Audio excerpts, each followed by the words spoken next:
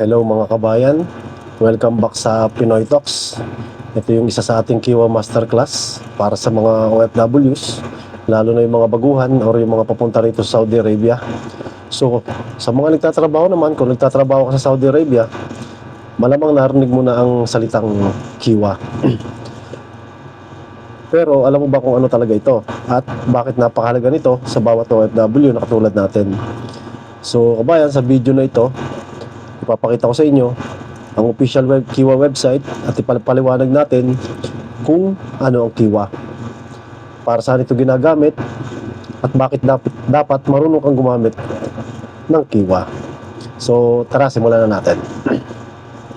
So una natin gawin is syempre pumunta tayo sa official website ng Kiwa at madali namang i-search kiwa.sa. So ang Kiwa ay isang digital platform ng Ministry of Human Resources and Social Development, or yung tinatawag natin dito sa Saudi na MHRSD or HRSD.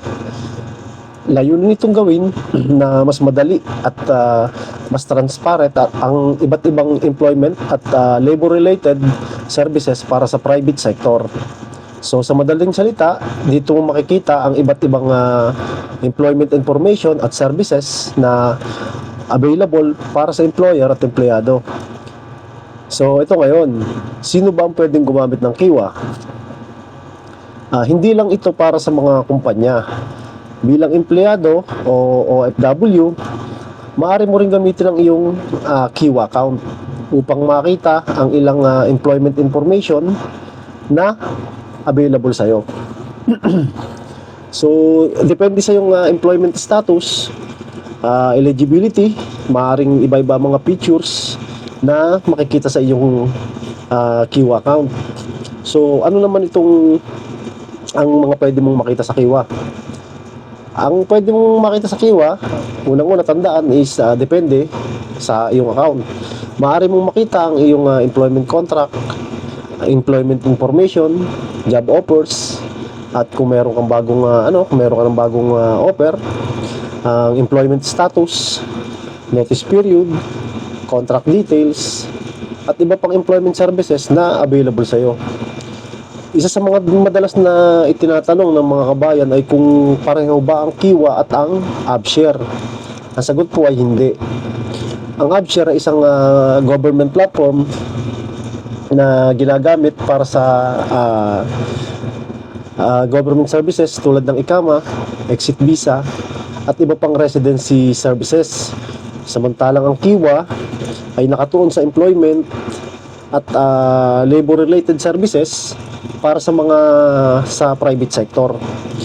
So magkaiba sila ng purpose, pero maaari mong gamitin yung AbShare account para mag-sign in sa Kiwa. Isa pang tanong is malimit kung nakaka-receive ng ganito, nababasa ko sa comment section. Pareho ba ang Kiwa at Musaned? Hindi rin po parehas yan. Ang Musaned, ang pangunahing platform para sa mga domestic labor services, habang ang Kiwa ay para sa employment services at sa mga private sector.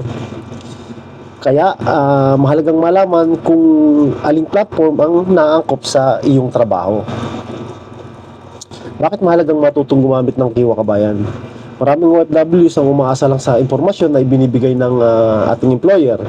Ngunit magandang maging ugali natin ang regular na pag-check ng ating Kiwa account upang manatiling updated sa ating mga employment information at sa mga available na serbisyo na maaaring makapekto sa iyong trabaho. Dahil nga po ang Kiwa is